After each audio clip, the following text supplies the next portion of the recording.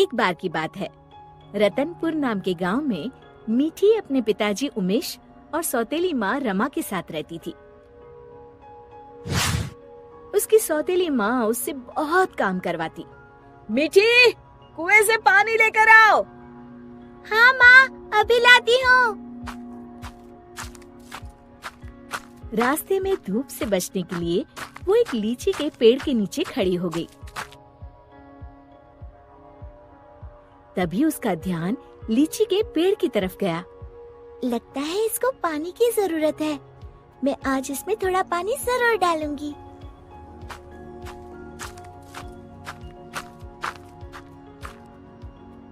लौटते समय मीठी अपने घड़े से थोड़ा पानी लीची के पेड़ में डाल देती है। अब ये उसका रोज का नियम हो गया। जाते समय थोड़ी देर रुकती और आते समय थोड़ा पानी उसमें डाल देती। उसी पेड़ में एक चुड़ैल रहती थी। इतना ठंडा और मीठा पानी बड़े दिनों के बाद मिला है। एक दिन चुड़ैल ने सोचा, क्यों ना इस लड़की को दोस्त बनाया जाए। बहुत दिनों से मैंने कोई इंसान नहीं खाया। और वो मीठी की हम उम्र लड़की का रूप बनाकर कुएं पर बैठ गई। क्या नाम है तुम्हारा? मीठी। और तुम्हारा?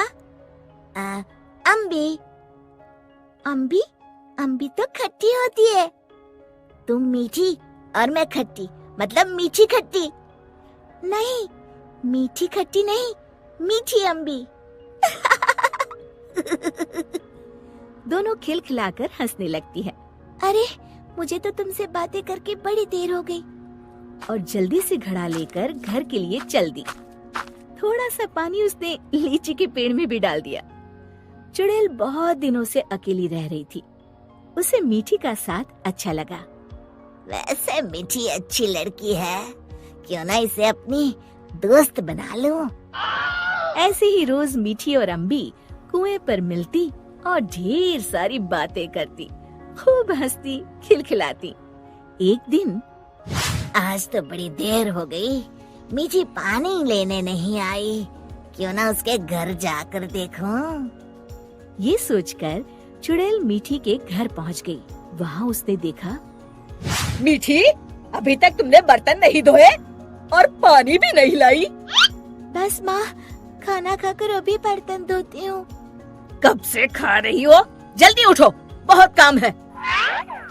खाना खाकर मीठी बर्तन धोने लगी। आज मैंने लीची के पेड़ में पानी भी नहीं डाला और न ही अपनी दोस्त से मिल पाई। तभी चुड़ैल ने जादू से पूरे बर्तन 1 मिनट में धो डाले। मीठी आश्चर्य से यहाँ वहाँ देख रही थी कि चुड़ैल उसके शरीर में प्रवेश कर गई और वापस आकर सोफे पर लेट गई। अच्छा, तो राजकुमारी आराम फरमा रही है। बर्तन कौन धोएगा? धुल गए।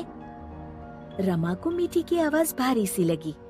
अच्छा, जादू से धोए हैं क्या? हाँ। अब झाड़ू कौन लगाएगा? कपड़े कौन धोएगा? तुम। और कौन? अच्छा, तो मुझे जवाब देती है। ये कहते हुए रमा ने मीठी का हाथ पकड़कर झकझोर दिया। पर मीठी रोज की तरह रोई नहीं, तो रमा को और तेज गुस्सा आ गया। मारने के लिए आगे बढ़ी ही थी कि मीठी ने उसका हाथ पकड़कर गोल घुमाकर छोड़ दिया। रमा तेजी से गोल गोल घूमने लगी। कुछ देर तक घूमने के बाद रमा ने एक बार फिर हाथ उठाने की कोशिश की। इस बार एक धक्के में रमा घर के चारों कोनों में टकराई और फिर एक कोने में जाकर गिर पड़ी। अब जाकर कपड़े धो। जाती हूँ। वो आराम से सोफे पर लेटकर टीवी देखने लगती है। थोड़ी देर बाद रमा कपड़े धोकर कमरे में आई। जाओ, जाकर झाड़ू पोछा करो। रमा कुछ बोलने ही वाली थी कि मीठी की लाल लाल आंखें देखकर डर गई। लगाती हूँ, अभी झाड़ू लगाती हूँ। इतने में मीठी के पिताजी आते हैं।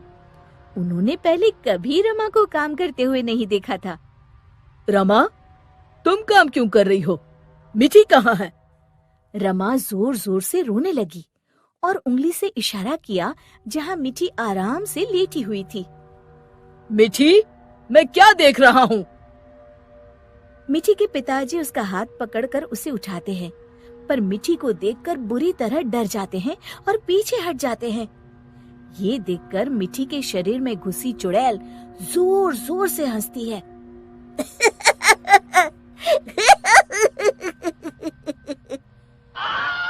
उमेश समझ जाता है कि मीठी पर चुड़ैल का साया है। कौन हो तुम और यहाँ कैसे आई? तभी चुड़ैल मीठी के शरीर से निकलकर लहराती हुई सामने खड़ी हो गई और गूंजती हुई आवाज में उसने कहा, मैं अम्बी हूँ। क्या कहा? अम्बी मतलब लीची वाली चुड़ैल? हाँ, और मीठी मेरी दोस्त है। तुम लोग उसे बहुत परेशान करते हो। मैं तुम सबको खा जाऊंगी। उमेश और रमा डर के मारे थर थर कांपने लगे। हमें माफ कर दो अम्बी, आज से हम ऐसा नहीं करेंगे। हाँ हाँ, हमें माफ कर दो, आज से हम ऐसा नहीं करेंगे। मैं कसम खाती हूँ, मीठी को अपनी सगी बेटी की तरह ही रखूंगी। नहीं, तुम सब झूठे हो। अम्बी को बहुत गुस्सा देखकर मीठी बोली, नहीं नहीं अम्बी, तुम मेरी अच्छी दोस्त हो ना। मेरे माँ पिताजी को कुछ मत करो। नहीं, इन्हें सबक मिलना जरूरी है। तुम्हें मेरी कसम।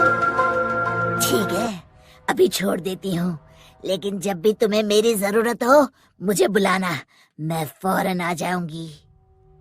और फिर उस दिन के बाद से रमा ने कभी मीठी को तंग नहीं किया।